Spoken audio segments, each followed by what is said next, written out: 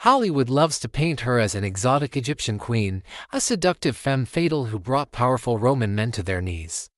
But who was the real Cleopatra? The story you think you know is largely a fabrication, a masterpiece of ancient political propaganda.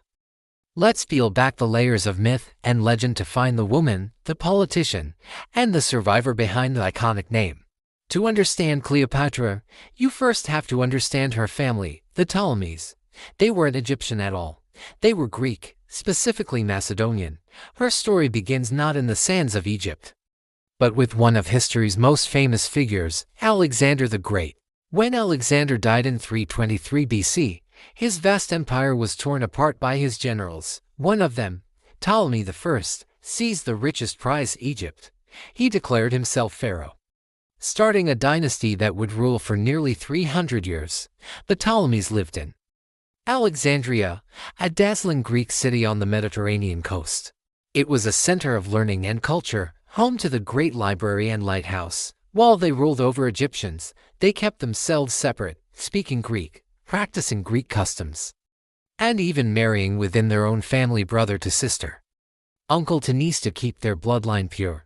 Cleopatra was the product of this long line of Greek rulers. In fact, she was the very first in her dynasty to bother learning the Egyptian language, a brilliant political move that endeared her to her subjects.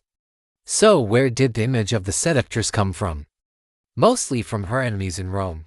Roman leaders like Octavian, later Emperor Augustus, launched a vicious smear campaign against her. They portrayed her as a dangerous foreign temptress to justify their war against her and her Roman lover, Mark Antony. They painted her as decadent and manipulative, a stark contrast to Roman virtues. This image was so powerful that it has echoed through centuries, shaping our view of her even today. Was she a seductress?